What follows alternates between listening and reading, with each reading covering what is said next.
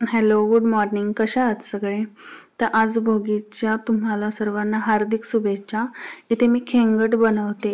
सगळ्यात पहिल्यांदा मी इथे खोबरं लालसर थोडंसं तेल टाकून भाजून घेतलंय.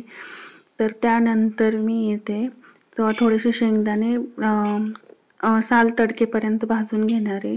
लालसर असे भाजून घेणार आहे. तर इथे मी शेंगदाणेही भाजून घेतलेत. त्यानंतर मी इथे थोडेसे धने भाजून घेणार आहे. तर ते जास्त धने भाजायचे नाहीत, नॉर्मली असे सारखे हे करत भाजायचे. ते मी धने पण भाजून घेतले. त्यानंतर मी ते तीळ भाजून घेतलेत. तर तीळ तडे असे तडतड वाजेपर्यंत भाजायचेत.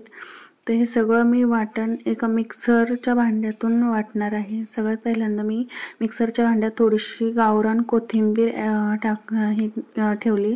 त्यानंतर जे वाटण आपण भाजून घेतले होते मसाले, ते मी यात ॲड करते. त्यानंतर 7-8 लसूण पाकळ्या, 1 इंच अद्रक. तर इथे मी भाज्या घेतल्यात. घेवडा आहे, गाजर आहे, वटाणा आहे, हरभरा आहे, वांग आहे, त्यासोबत 1 टोमॅटो आहे आणि 2 मी इथे मोठी मोठी बोरं कापून घेतलेत. तर ह्या भाज्या मी सगळ्यात पहिल्यांदा आधी धुवून घेते स्वच्छ अशा.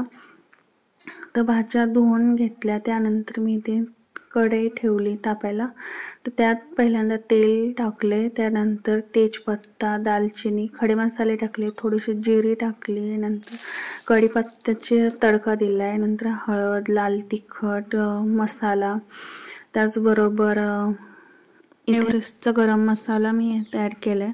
नंतर पूर्ण असं जे वाटण केलं होतं ते त्यात पूर्ण तेल सुटेपर्यंत मी इथे परतून घेतले.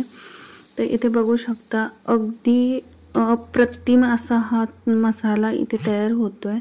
एकदम भन्नाट लागते ही भाजी. तुम्ही नक्की एकदा ट्राय करा. एकदम खमंग अशी अप्रतिम याचा वास वगैरे सगळं पूर्ण छान येतो. तर हे एकदम असं घरच्याच पद्धतीने मी इथे बनवले. आणि इथे मी पूर्ण तेल सुटेपर्यंत हे मसाले मी यात भाजून घेते. जास्त नाही, कारण आपण मसालाही पूर्ण भाजून घेतला होता.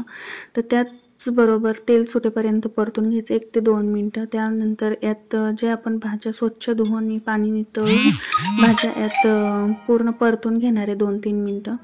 नंतर पूर्ण असं भाज्यांना मसाले पूर्ण मिक्स करून घ्यायचं आहे. त्यानंतर थोडंसं मीठ चवीनुसार यात टाकायचं आहे. तर पूर्ण मीठ टाकल्यानंतर पण थोडंसं कच्चे शेंगदाणे यात टाकायचे. नंतर पूर्ण असं 2-3 मिनटं परतून घ्यायचं आहे. नंतर गरम पाणी यात मी ॲड करते. गरम पाण्याने भाजीला चवही छान येते आणि शिजायलाही मदत होते. ते इथे आपलं खेंगट एकदम असं भन्नाट झालेलं आहे, खमंग. वरून कोथिंबीर टाकायची. इथे बघा गावरान पद्धतीचं खेंगट तयार आहे.